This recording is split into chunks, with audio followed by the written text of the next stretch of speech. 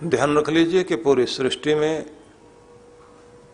जिसके कारण ये ऊर्जा, जिसके कारण ये शक्ति, जिसके कारण ये नियम, जिसके कारण सारे प्रबंधन चल रहे हैं, वो महाशक्ति एक ही है। कृष्ण समझाते हैं,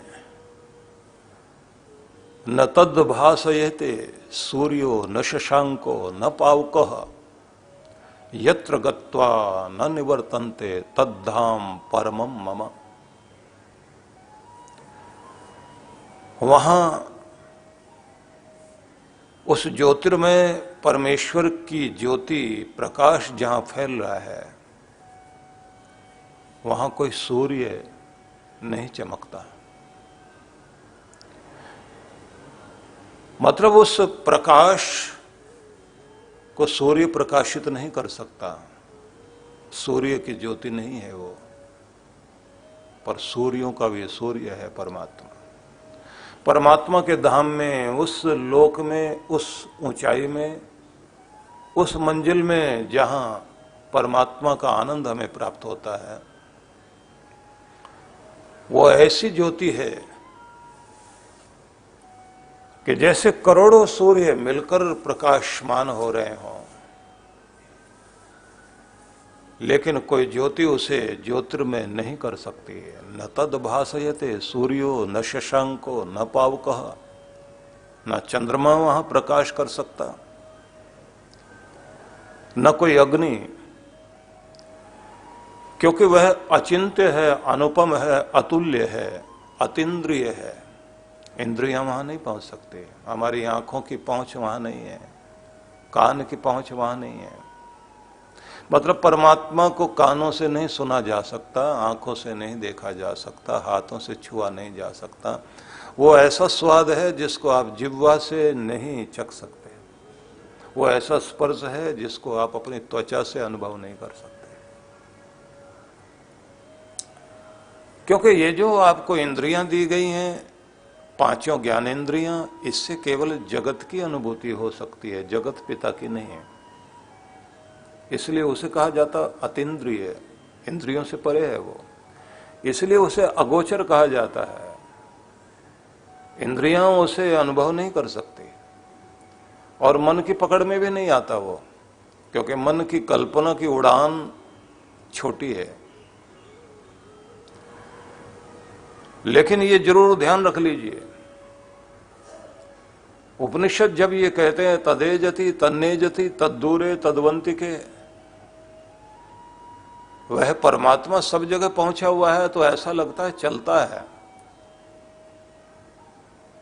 लेकिन उसको चलता हुआ नहीं देख सकते, क्योंकि कोई भी चीज हिल रही है, चल रही, तो चलाने वाला होगा कोई। उपनिषदकार कहता है तदेजति, लगता है चल रहा है, तन्नेजति, फिर कहते नहीं चलता, क्योंकि पहले ही सब जगह मौजूद है। तद्दूरे तद्वंतिके, लगता है दूर है और कभी लगता है बहुत पास है।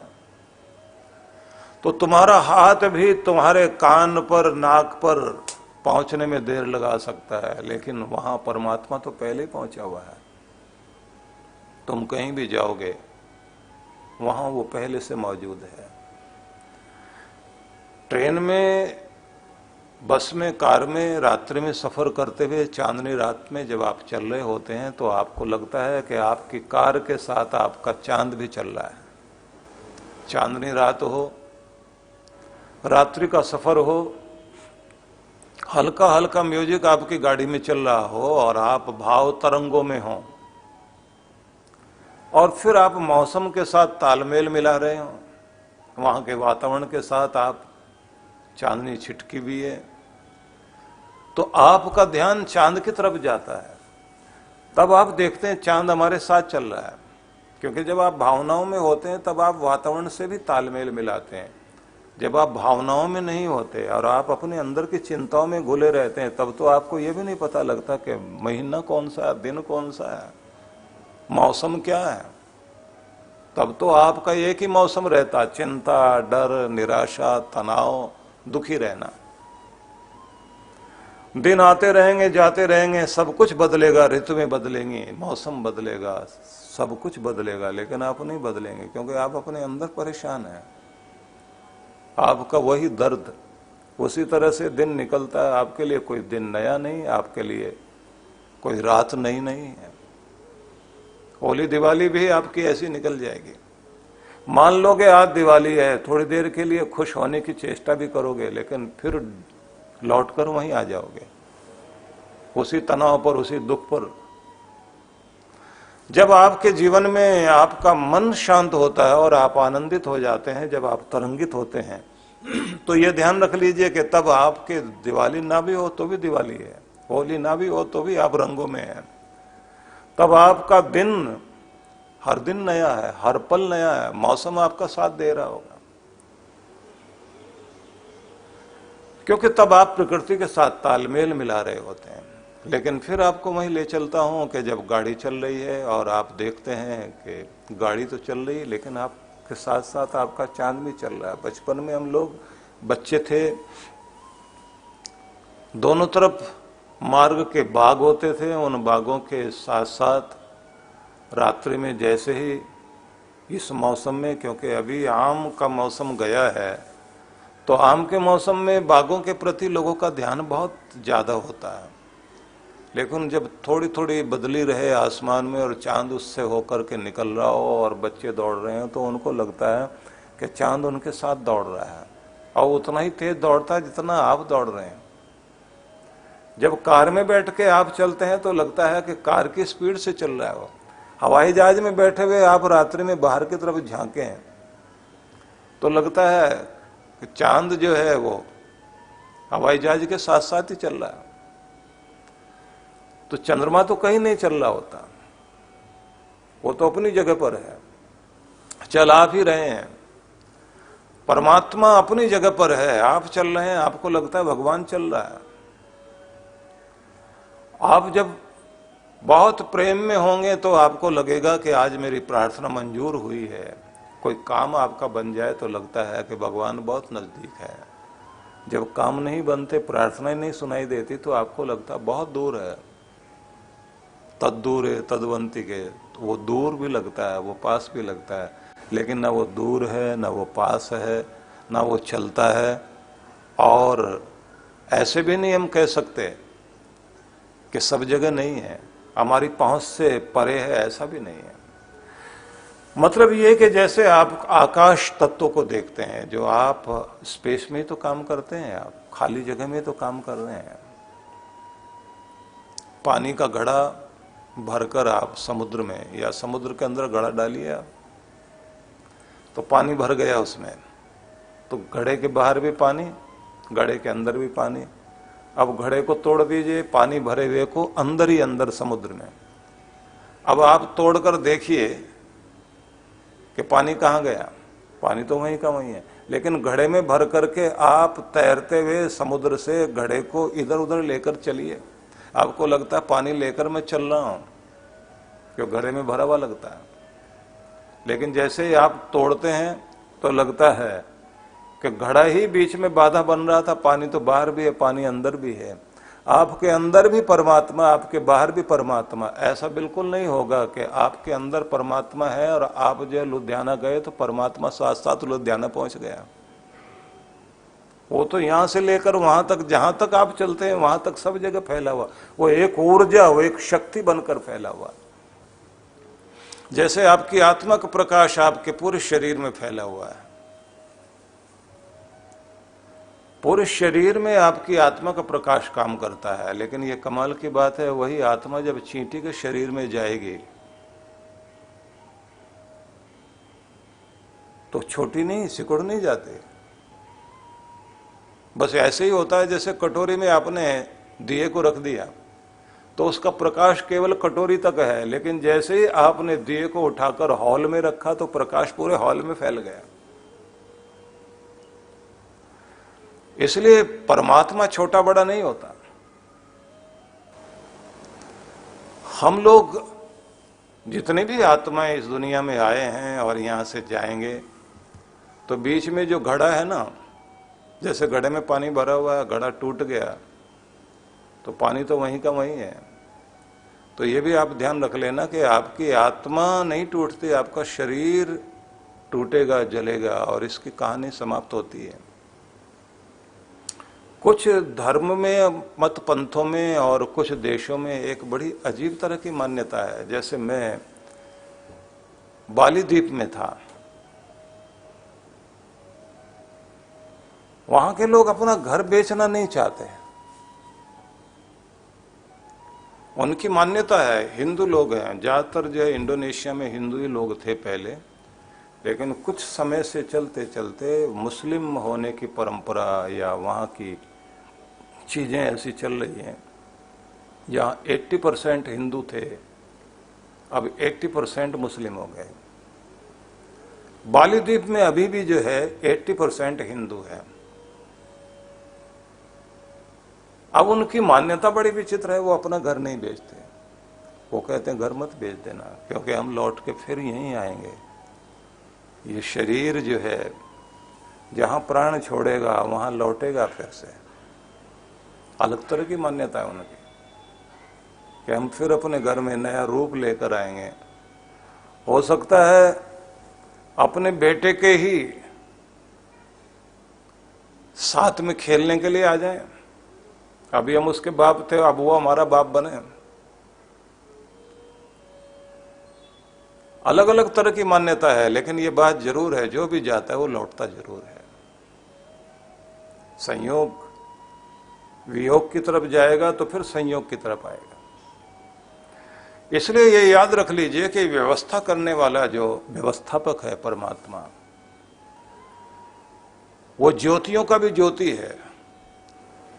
वेदा हमेतम पुरुषम महांतम आदित्य वर्णम तमस परस्तात। आदित्य वर्णम तमस परस्तात, अंधेरों के परे जो सूरज के प्रकाश की तरह, करोड़ों सूरज के प्रकाश की तरह जिसका प्रकाश विराजमान है, ऐसी परम ज्योति का नाम परमात्मा है।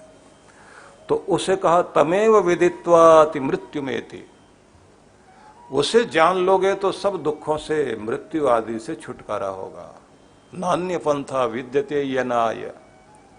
उसे जाने बिना कोई और दुख से छूटने का रास्ता नहीं है। मतलब यह है कि परम उद्देश्य जीवन का जो है भगवान को जानना है। कृष्ण भगवान जब गीता में ये कहते हैं मत्तः परतरम नान्यत किंचित अस्ति धनंजय, तुम ये जान लो अर्जुन कि मेरे सिवा इस जगत में कोई भी किंचित मात्र भी कोई और कारण कार्य नहीं है। मतलब मैं ही, भगवान ही इस जगत का कारण है, और जो परिणाम आ रहे हैं उन परिणाम को देने वाला, बीज से फल बनाने वाला भी मैं ही हूं। मयि सर्वमिदं प्रोतम सूत्रे मणिगणा इव। मुझ में ही सब कुछ इसी तरह से जुड़ा हुआ है जैसे धागे से मणियां जुड़कर माला बन गई हो। सबका धागा मैं ही हूं, सूत्र में ही हूं, इसलिए भगवान सूत्रधार है। सूत्र में, धागे में, सूत्र को ही आप लोग जो है सूत बोलते हैं, वो तो धागा होता ना सूत्र। तो सारी मणियां जिसमें जुड़ी हुई हैं और माला बनी हुई है, तो कहते हैं वो धागा मैं ही हूं। और हम सभी लोग ईश्वर को, जो प्रेम है, जो शांति है, जो आनंद है, जो पवित्रता है, जो शक्ति का असीम भंडार है, उस प्यारे परमेश्वर को अनेक अनेक नामों में और अनेक अनेक रूपों में हम उसको पूजते हैं। ये बड़ी ही अजीब चीज है कि हमने परमात्मा को पुकारने के लिए तरीके ढूंढे, तो आकार भी गढ़ा, तो देखा आसमान में ऋषियों ने, ज्ञानियों ने, ध्यानियों ने ब्रह्मांड का जो रूप देखा, उस ब्रह्मांड के रूप को सामने लेकर आ गए। ब्रह्मांड का ये रूप जो है गुंबद के रूप में विराजमान करा दिया हमने अपने धर्म स्थलों में। तो सभी धर्म स्थलों में वो गुंबद आकार का ऐसा चलन हुआ कि जितने भी मतपंथ संप्रदाय हैं, गुरुद्वारा, मस्जिद, चर्च, मंदिर, गुंबद है। यहां तक कि आप जो सिनेगाग होता है, जिसे नूरे तामिद बोलते हैं, उन लोगों ने भी उसी तरह से पारसियों की अग्नि, इजरायली लोग, जूइस और इजिप्ट के पिरामिड,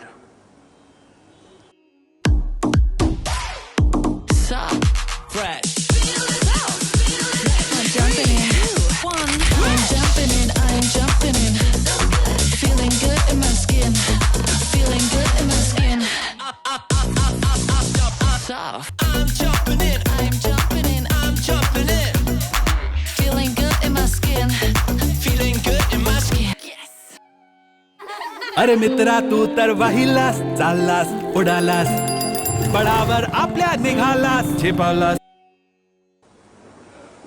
सबने उसी रूप में जो है यही रखा कि जिसकी रोशनी फैल रही है और जो गुंबद वाला आकार है, कि यही है वो जो ब्रह्मांड है। इस ब्रह्मांड को बनाने वाले परमात्मा को पुकारने का स्थान यही होना चाहिए।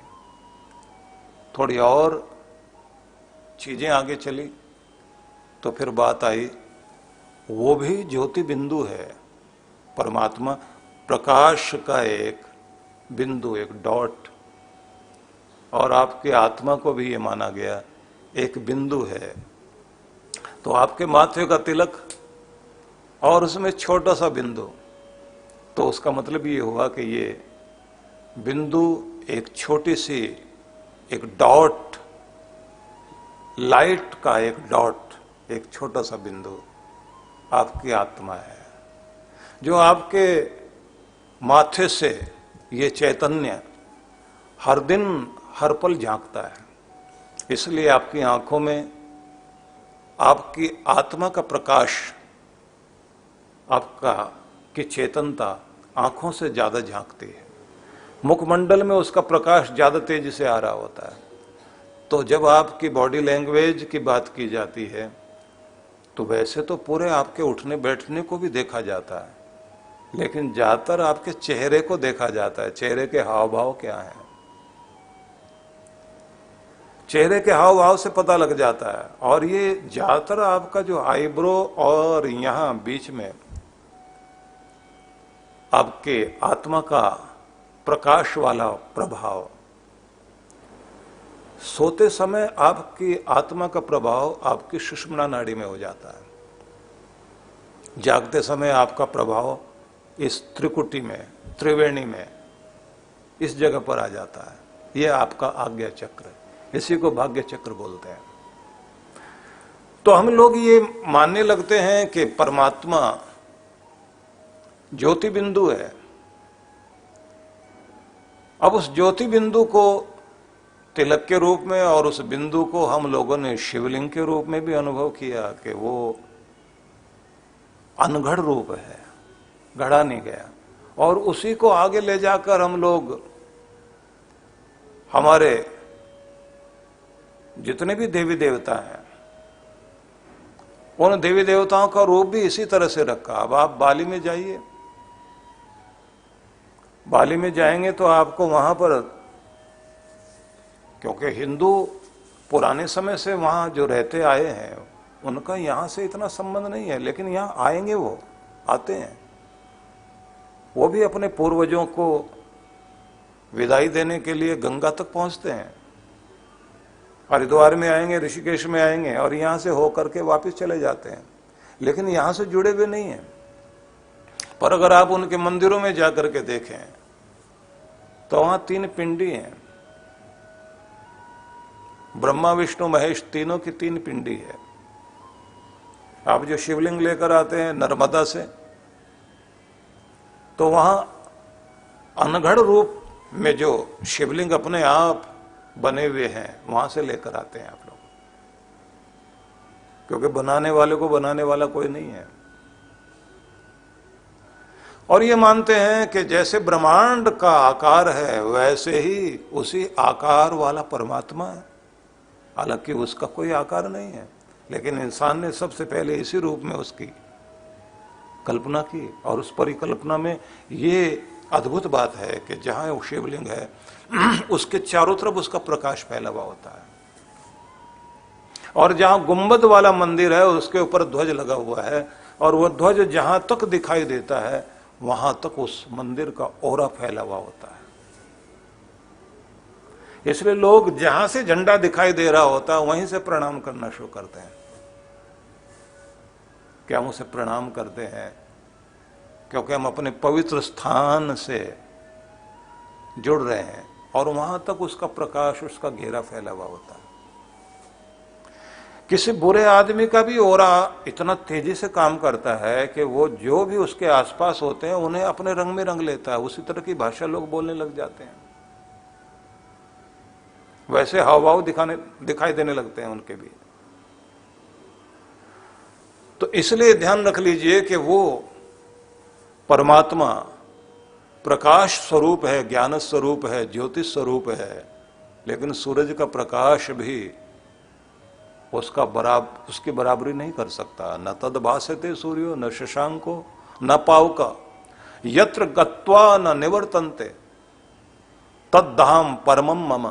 जहां जाकर तुम लौटना नहीं चाहोगे, ऐसा प्रेम का, आनंद का, शांति का, निर्भयता का स्थान मेरा स्थान है। कृष्ण कहते हैं वही तो मेरा धाम है, तुम्हें मैं वहीं के लिए बुलाता हूं। हम वासी उस देश के जहां गगन मंडल दोई नाई, शब्द मिलावा हो रहा देह मिलावा नहीं। ध्वनि गूंज रही है ओंकार की, उसका तो मिलावा हो रहा है, उससे तो मिलन हो रहा है, लेकिन देह नहीं मिलती, शरीर ही छूट जाएगा। देह का भान हटा करके ही आप वहां तक पहुंच सकते हैं। मतलब जब आप ध्यान करने बैठे तो ये ध्यान रख लीजिए कि आपको देह ध्यास नहीं होना चाहिए, शरीर का ध्यान ही ना रहे। मूर्ति बन जाओ, पत्थर की मूर्ति बन करके बैठ जाइए, स्थिर, शांत, अड़ोल। आपकी ज्योति, मन की ज्योति अड़ोल हो जाए, बिना हवा के, जैसे बत्ती दिए की ऊपर की तरफ लौ लगी हुई, ऐसे आपकी लौ ऊपर की तरफ लगी रहे उस परमेश्वर से जहां से प्रकाश आ रहा है, और शांत होकर वहां आप बैठ जाएं। कमाल यह है कि जहां जहां भी ये मंदिर हैं, चाहे बौद्धों के स्तूप हैं, पगोड़ा हैं, उन सब में, चीन में पगोड़ा बने हुए हैं। पकोड़ा नहीं है, ये पगोड़ा है। स्तूप है, जो सिनेगाग हैं, जो चर्च हैं, जो गुरुद्वारा है, जो मंदिर है, जो मस्जिद है, सब में गुंबद दिखाई देता है। आपके जो आप टेलीविजन का जो डिश वाले जो डिश एंटीना देखते हैं ना, वहां भी आपको गोल छतरी दिखाई देती है। तो आप यहां से आवाज देते हैं, पुकारते हैं, तरंगे भेजते हैं, तो जैसे डिश एंटीना जो है वो तरंगों को अपनी तरफ खींच रहा है। लेकिन जो सैटेलाइट के लिए तैयार करते हैं तो उन्होंने को भी इसी तरह से तैयार करना होता है, उनके भी थोड़ा अलग तरह का होता है। बहुत बड़ी बड़ी छतरियां होती हैं। नासा वालों का जाकर के आप देखिए अमेरिका में, कितने बड़ी बड़ी उनके जो है वो डिश लगी हुई होती हैं। तो यहां से तरंगे आप भेज रहे हैं, ये भी आपकी आध्यात्मिक या धार्मिक डिश लगी हुई है मंदिरों में जो आप देख रहे हैं ना। यहां आप इसके नीचे जब कोई मूर्ति होती है तो आसमान से आती हुई, ब्रह्मांड से आती हुई, जो पूरे यूनिवर्स से आती हुई ध्वनियां हैं,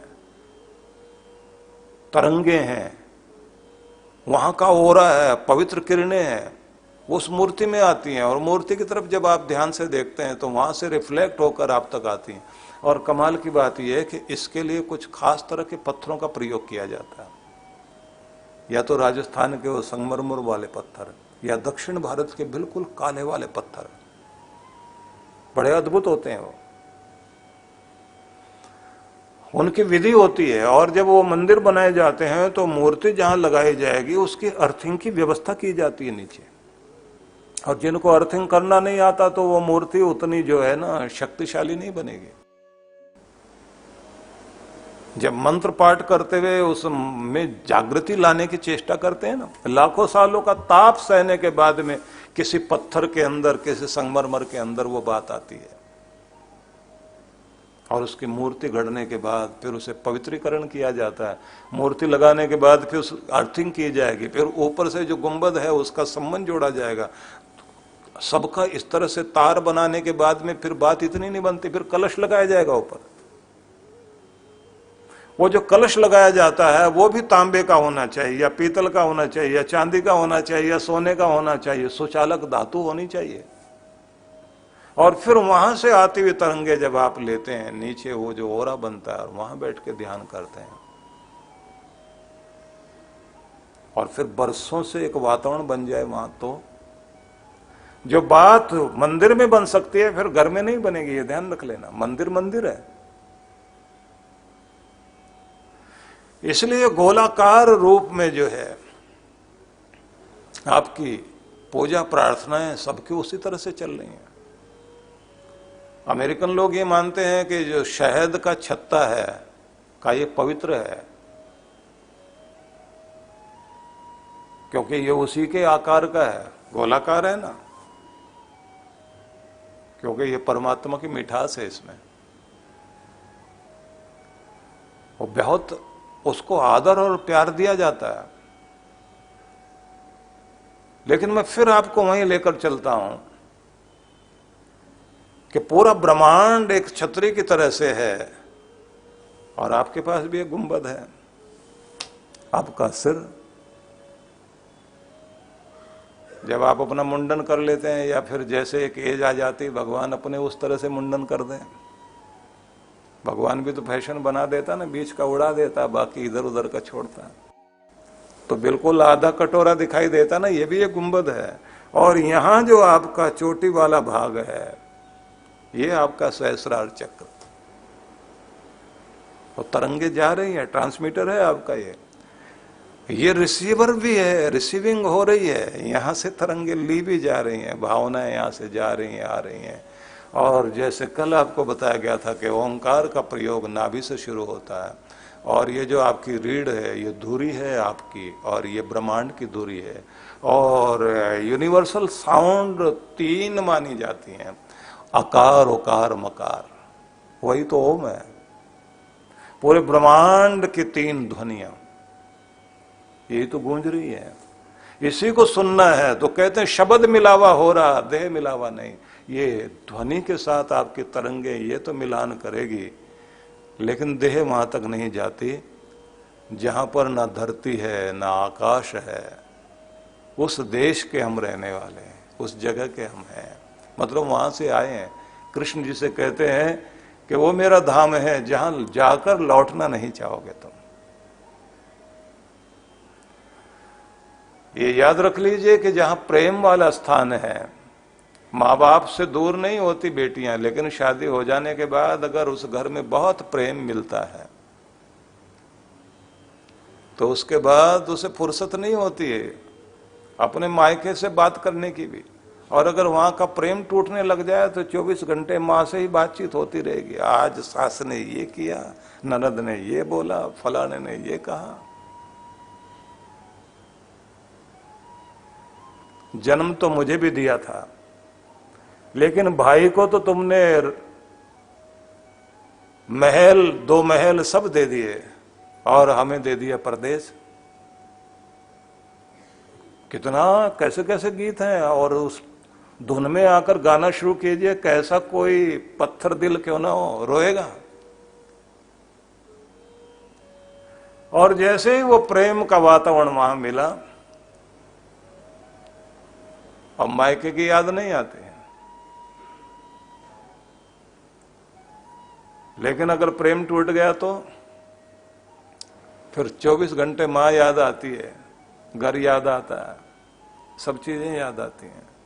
कृष्ण तो ये कह रहे हैं मेरा धाम ऐसा है इतना प्रेम वाला, इतना शांति वाला, इतना आनंद वाला, तुम वहां पहुंचोगे तो लौटना नहीं चाहोगे, क्योंकि वो प्रेम का धाम है। यत्र गत्वा न निवर्तन्ते, नहीं लौटना चाहोगे वहां। और कबीर कह रहे हैं कि वहां पहुंचने के लिए पाँव नहीं चाहिए, आना तो है उस देश में। बिन पावन का पंथ है, बिन बस्ती का देश। बस्तियां नहीं बसी हुई, मकान नहीं बने हुए, बिन बस्ती का देश, बिन पांवों से वहां जाना होगा, देह नहीं जाएगी। आप जहां बैठे हुए यहीं से ध्यान लगाओ तो पहुंच जाओगे आप। तो इसलिए पांवों से नहीं जाने की जरूरत है। बिन पावन का पंथ है, बिन बस्ती का देश, वहां कोई बस्ती नहीं बसी हुई। बिन देह का पुरुष है, कहे कबीर संदेश। शरीर न होते हुए भी तुम्हारी आत्मा ही वहां तक यात्रा करती है। तो जब कृष्ण भगवान ये कहते हैं सारी चीजें मुझ में, मतलब भगवान में इसी तरह से पिरोई हुई हैं जिस तरह से मणियां धागे में पिरोई हुई होती हैं। लेकिन ये भी समझाया गया, हरिवंश पुराण को जब आप पढ़ेंगे तो वहां पर एक बड़ी अद्भुत बात कही गई है कि तुमने ब्रह्मा विष्णु महेश का नाम लिया और 3 रूपों को अलग अलग देखा। लेकिन ऐसा नहीं है। यो विष्णु स तो वही रुद्रो, यो रुद्रस्स पितामह, एक मूर्तिस्त्रयो देवा रुद्र विष्णु पितामह। कि जो विष्णु भगवान को तुम देख रहे हो तो हरि और हर, विष्णु ही रुद्र है, शिव है, और शिव ही पितामह, वही ब्रह्मा है। एक मूर्तिस्त्रयो देवा, एक ही मूर्ति है लेकिन 3 देव जो दिखाई देते हैं वो एक मूर्ति का ही रूप है।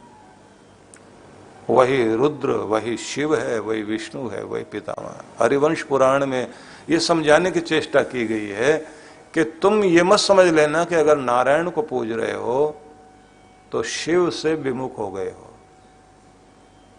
शिव जी को ही पूज रहे हो, शिव जी को पूज रहे हो तो नारायण को ही पूज रहे हो। इन दोनों को एक ही मानना। लेकिन तीसरा रूप जो कहते हैं ब्रह्मा, वो भी यही है, मतलब परमात्मा एक ही है। पर जिसमें आपका ध्यान है ना, जिसमें आपका प्रेम हो गया, जिस नाम में आप टिक गए, बस ये मान लीजिए उससे बड़ा कोई है ही नहीं, वही सब कुछ है। तो एक जगह अपने मन को टिका लीजिए।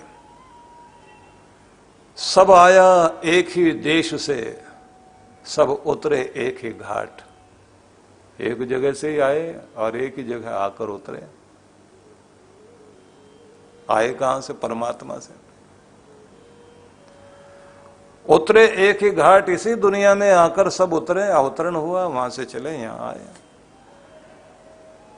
बीच में दुविधा आ पड़ी, संशय हो गया कि हम एक नहीं है, हमारी तो पहचान अलग अलग है। हो गए 12 बाट, बिखर गए, फिर झगड़े हो गए। ऐसा एक पवित्र ग्रंथ में संदेश आता है कि सारे लोगों ने मिलकर एकता बनाई और स्वर्ग तक जाने के लिए उन्होंने मीनार बनानी शुरू कर दी। तो मीनार जैसे बनाई जा रही थी तो मीनार बनाते बनाते आधे आसमान तक पहुंच गए। और ऐसा माना जाता है, कुछ मत पंथ में मानते हैं कि जो खुदा है, जो भगवान है, वो 4थे आसमान पर है। कुछ कहते हैं 7वें आसमान पर है। अब वो कोई भौगोलिक स्थिति नहीं है, क्योंकि आपके सैटेलाइट जा रही हैं तो 7वें आसमान से भी पार जा रही हैं।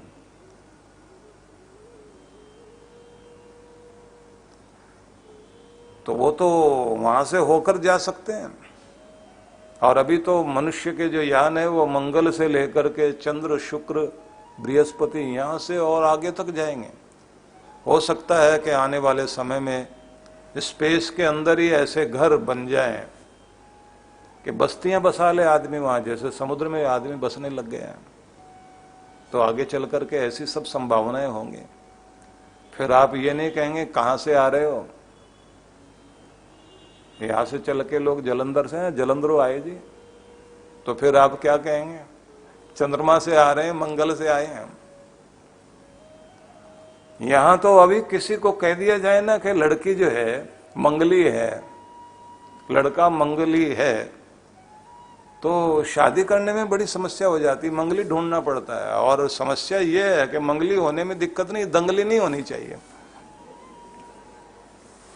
दंगली हो गई तो समस्या वहां है, मंगली होने से कोई समस्या नहीं है, लेकिन दंगल भी शुरू होता ही जरूर है। तो मैं आपको बताना चाह रहा हूं कि जो कहते हैं ना 7वें आसमान पर है या चौथे आसमान पर है, तो लोगों की कल्पना होती है। वैसे ये जरा समझ लेना कि आपके अंदर जो चक्र हैं आपके, वो जो आपका 7वां चक्र है, तो समझ लेना कि वही सचखंड है, वही ब्रह्म का स्थान है, वही है स्वर्ग लोक, जहां आपको अपने चैतन्य को पहुंचाना होता है। तो इसी को भूलोक, भूलोक, स्वलोक, महलोक, ये सारे लोक इसी में है। भू भुव स्व मह जन तप, आखिरी वाला सत्यम, सत्य लोक है। इस तरह से आप यात्रा करते हुए ऊपर जाते हैं। तो मीनार बनाई जा रही थी, आधे तक पहुंच गए, सबके दिमाग में यह था कि स्वर्ग तक पहुंचना है। लेकिन जैसे ही मीनार बनाते बनाते वहां तक पहुंच रहे थे, तो जो लायक थे वो तो पहुंच ही रहे थे, जो नालायक थे वो भी पहुंच रहे थे। भगवान ने देखा कि ये इंसान जो है यहां तो योग्य ही पहुंच सकता है, क्योंकि किसी की योग्यता चपरासी जितनी है, उसे चपरासी वाले ही काम मिलेगा ना। किसी ने अपनी योग्यता इतनी बढ़ा ली कि वो चपरासी होकर भी हो सकता है कि बड़ा ऑफिसर बन सके। ऐसे भी लोग होते हैं जो यात्रा करते करते अपनी योग्यता बढ़ाते जाते हैं। शरीर का आकार नहीं बदलता, बदलता मन है। मन के अंदर योग्यता आ जाए तो व्यक्ति नीचे से चलता हुआ ऊपर तक पहुंच जाता है। और अगर आपने अपने अंदर नहीं चेंज लाए तो फिर ये ध्यान रख लीजिए, कोई फर्क नहीं पड़ेगा फिर।